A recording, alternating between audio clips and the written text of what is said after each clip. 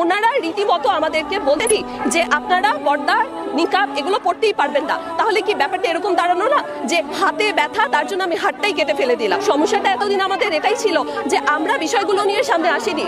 আমরা প্রতিনিয়ত ভেবেছি হ্যাঁ হয়তো আমরা মানিয়ে চলতে পারবো, হ্যাঁ হয়তো এভাবেই চলে যাবে। এই যে ছাড় প্রতিনিয়ত আমরা দিয়ে চলেছি, এই ছাড় দিতে দিতেই কিন্তু আজকে এটা এত বড় আকার ধারণ করেছে। আমাদের 5 দাবির মূল দাবি এটাই যে আমরা আমাদের নিকাব এবং পর্দার যে বিধানটা সেটা যাতে আমরা সুন্দরভাবে পালন করতে পারি। এবং তারা যেরকম বলছে যে আমাদের আইডেন্টিফিকেশনের যে সমস্যা, এই আইডেন্টিফিকেশন তো কোনো এখন ইস্যু হওয়ার কথা না। ডিজিটাল বাংলাদেশ আমরা বলছি, তো ডিজিটালাইজেশনের তো অনেক কিছু আছে, অনেক প্রযুক্তি ব্যবহার করে আজকাল আমরা আইডেন্টিটির যেই রিকগনাইজ করার যে ব্যাপারটা সেটা আমরা করতে পারছি। আমাদেরকে এখানে নারী কর্মকর্তারা নেই, আমাদের নারী শিক্ষকরা নেই, তারা চাইলে কিন্তু সহজেই এই শনাক্তকরণের কাজটি করতে পারেন। এমন তো না যে প্রতিনিয়ত ক্লাসে বসে আমাদেরকে প্রত্যেক দিন করে শনাক্ত করতে হবে। তারা কি বলেছে, ভাইবা প্রেজেন্টেশন এই সময়গুলোতে। তো যদি শনাক্ত করতেই হয়, তারা একটা সাইডে একটা কর্নারে রেখে সেই নারীর পর্দা মেনটেন করেই কিন্তু পর্দার অধিকার যাতে ক্ষুণ্ণ না হয় সেটা রক্ষা করেই কিন্তু তারা এই শনাক্তকরণের কাজটি করতে পারে। আমার বোনেরা, আপনারা অনেক সম্মানিতা, নিজেদের সম্মান সম্পর্কে সচেতন হন।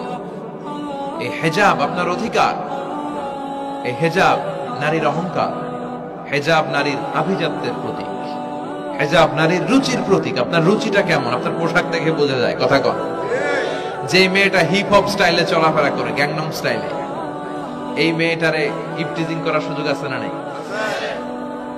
কিন্তু যে হেজাব মেনটেন করে যেই নারীরা চলে, এদেরকে দেখলেই একটা সম্মান চলে আসে। সুবহানাল্লাহ পড়ে। নারীদেরকে তো ইসলাম মর্যাদা দিয়েছে। বিষ্ণু বলেছেন, দুনিয়া কুল্লুহা মাতা ওয়া খায়রু মাতা'আদ দুনিয়াল মারআতুস সালিহা। দুনিয়ার সব হলো সম্পদ, আর এই সব সম্পদের মধ্যে সবচেয়ে দামি সম্পদ হচ্ছে নেককার নারী। এদের পেটগুলা খনি। এই নেককার নারীগুলো যদি হেজাব মেনটেন করে, এই পেটগুলো থেকে আল্লাহওয়ালা বেরোবে, নাজমুস সাকিব বেরোবে, কারি আহমদ বিন ইউসুফ আল আজহারি বেরোবে, বড় বড় মুফাসসিরে কোরআন বেরোবে। আর যদি হেজাব না করে, জি বাংলা স্টার জলসা নিয়ে মশগুল হয়ে থাকে, হ্যাঁ, টেন্ডারবাজ, চাঁদাবাজ, ডাকাত, এগুলো বেরোবে।